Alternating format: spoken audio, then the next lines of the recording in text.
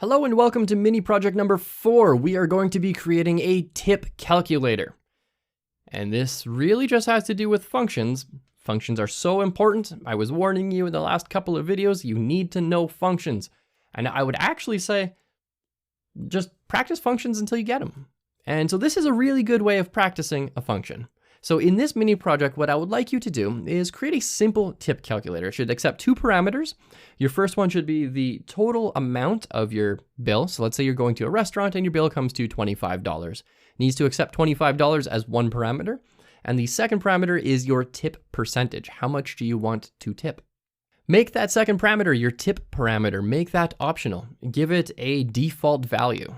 It doesn't really matter what your default value is. If you think tipping should be a minimum of 15%, go for 15%. If you think tipping 15% is absurd and it should never be higher than 5, make your tip parameter, the default value, 5.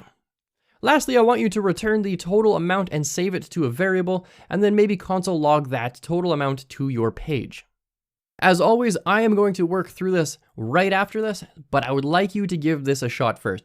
So feel free to pause the video, give it a shot, try your best. If you get stuck, just resume the video and you can watch my solution to this.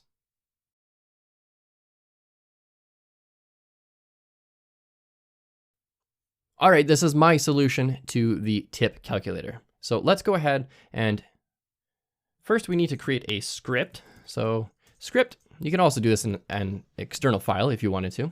The first thing we need to do is create a function. So function, let's just call it tip. And it needs to accept two parameters. So let's say the total bill amount, or actually let's do total amount, and a tip percentage. That tip percentage should be optional with a default value. So let's say 10. That tip percent is going to be 10%. And let's just zoom in here, make this nice and big.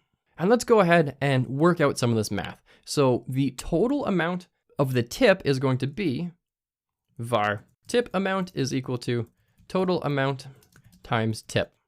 Well, that's not necessarily going to work because our tip is a full number. And so if your bill was $25 and you said 25 times 10, that's $250. That's not going to turn out right. So let's overwrite the variable tip. Let's say tip is going to be whatever it currently is divided by 100. And that's going to give us something like, instead of 10, it's going to be 0.10.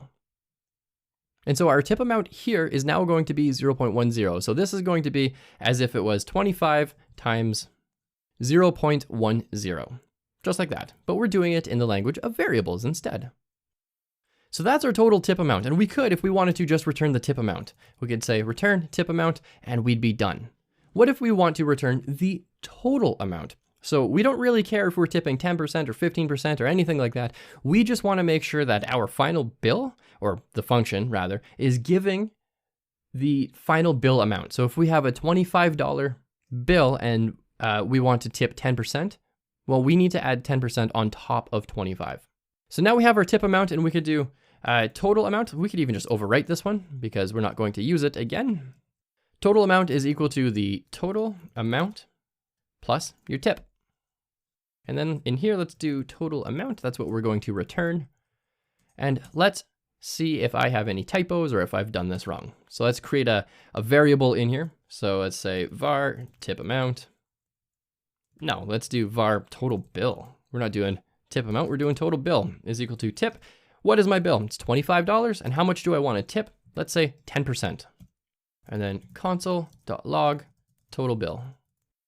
Let's go ahead and give this a refresh, and we can see that my bill is 25.1. That doesn't seem right, does it? Because 10% of 25 is 2.5, so it should be 27.5. Something isn't right. What could it be? So now as we debug this, we could do console.log tip amount is the tip amount. And then we could also do console.log total amount is the total amount.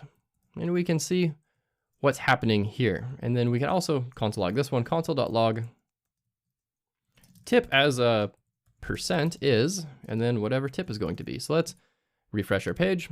Tip as a percent is 0.1, but the total amount is not right. Something's not right here. Why is that? Oh, look at that. There was a typo. I used tip and it was supposed to be tip amount. And so there we go. We got some live debugging for you. I'm just going to get rid of all those console logs and refresh our page. And look at that, 27.5. And with that, the mini project is complete. Now I know in step 4 it says, return the total amount and save it to a variable. But if you just wanted to return the tip amount, you could actually extend this as well. You could say return tip only is equal to false. But if return tip only is equal to true, so if return tip only is equal to true, we could return just the tip amount. And then in here, we could say, no, let's not do that one. Let's go ahead and copy this because that's fine the way it is. Total tip. Let's give that a true. We need this to be total tip as well. And let's comment that out. And then let's go ahead and, aha, look at that. Total tip, $2.5. And let's uncomment that and we'll see both in here. And so now we have a function. I mean, this return tip only part is extracurricular, but we have a function in here that can return one of two things, either the tip amount or the total tip amount. Also take note that I did not use an else statement. I didn't use an else statement because I didn't need to. We're saying if return tip only, then just return the tip only. Otherwise, in every other instance, just return the total amount. That is the exact same as saying else in this particular scenario. It's the exact same. So there you have it. That is mini project number 4, your tip calculator all figured out. If you wanted to make this really fancy, you could actually query your page for an element and change a bunch of text on there as well. So your page actually looks like it's doing something instead of just simply console logging anything in here. Because right now, if someone were to try to use this, a non-developer would not know to look in the console. And as always, if you have questions, don't forget you can leave them down below. I'm happy to help at any point in time. Once you're done with this mini project, let's head on over to that next lesson and learn a little bit more about query selectors.